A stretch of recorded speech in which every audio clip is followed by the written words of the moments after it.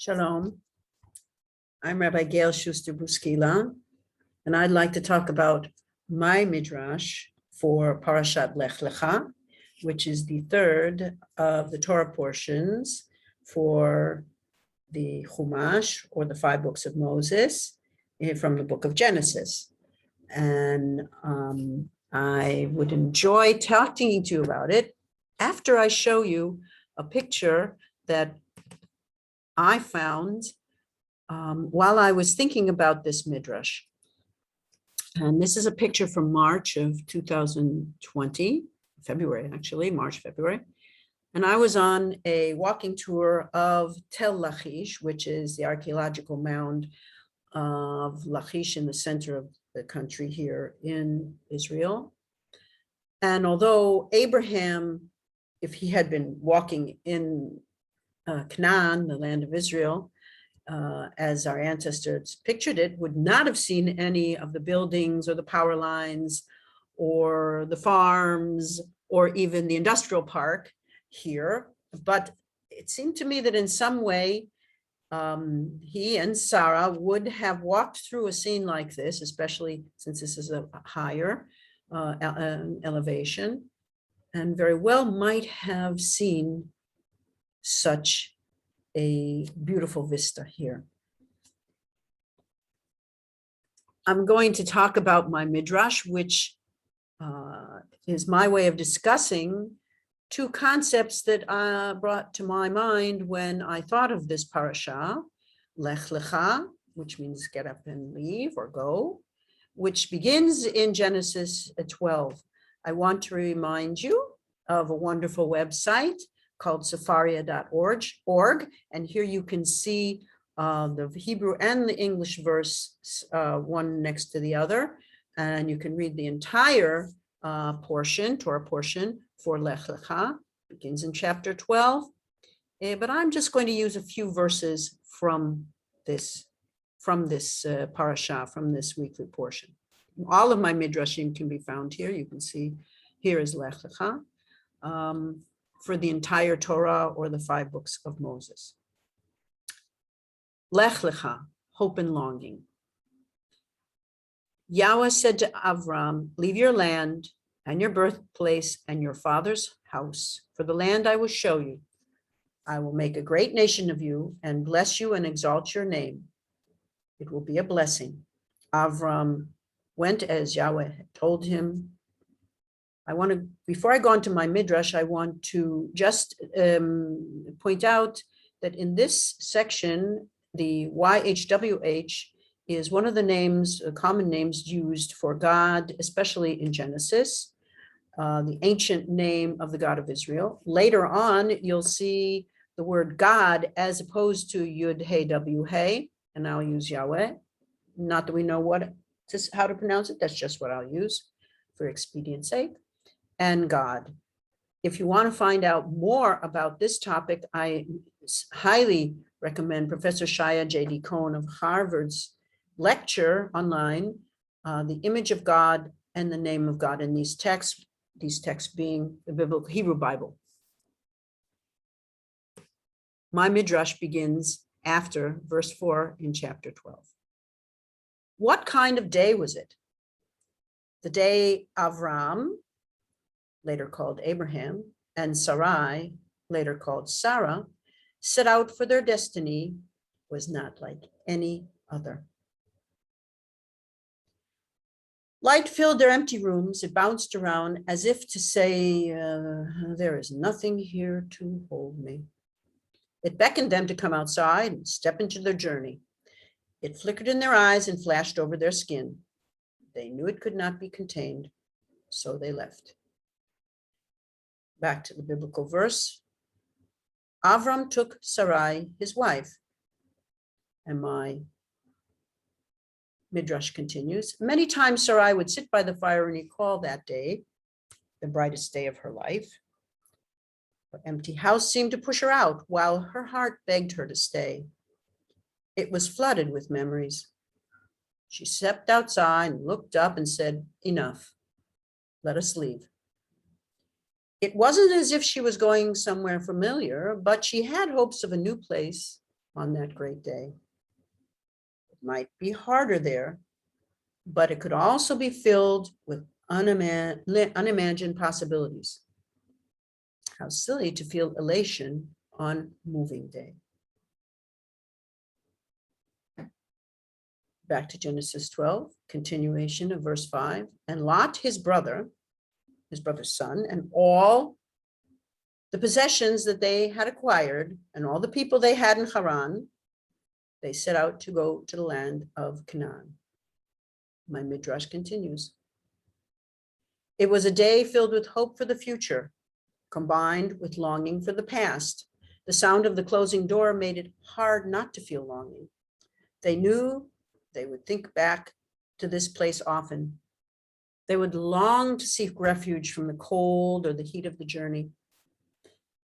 They would long for the walls that had protected them from the wind and rain for so many years as they slept in their tents, always swaying in the wind.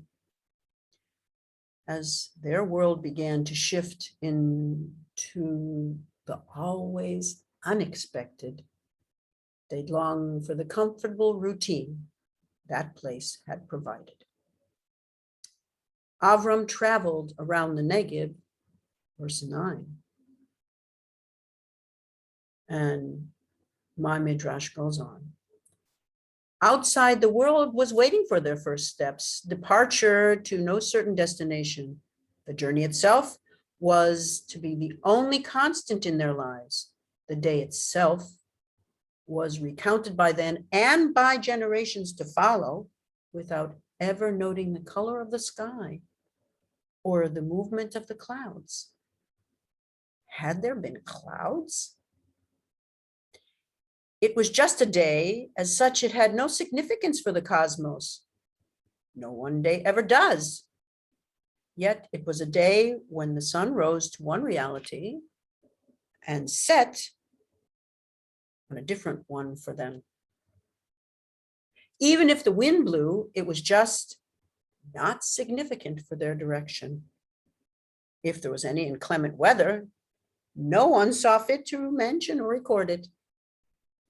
Only the journey itself would have meaning, for it alone keeps touching hearts and minds. I myself moved from the United States in 1978 and what we call Made Aliyah to live here in Israel. And I came across a verse from Psalm 62. And this is something that I added to this Midrash from Psalm 62. In God are my safeguard and my honor. The rock of my strength is my refuge in God. My Midrash continues. Hope swelled in their hearts, the hope of a new place and a new way of life. The hope welled up from both of them, a complicated man and his dedicated wife, whose trust in one another was absolute. So hope flowed evenly and easily from one heart to the other. They had no child, but their bond would withstand a journey full of the unknown, the inconceivable, covered by the dust of the road ahead. Only hope was clear to them as they closed the door to their lives in their ancestral land. And I added these two pictures, this one from a house, a model of a house in Sumer, ancient Sumer, which is supposedly the area from which Abraham originated, and the empty room on which they would close that door and leave the light and continue on to Canaan.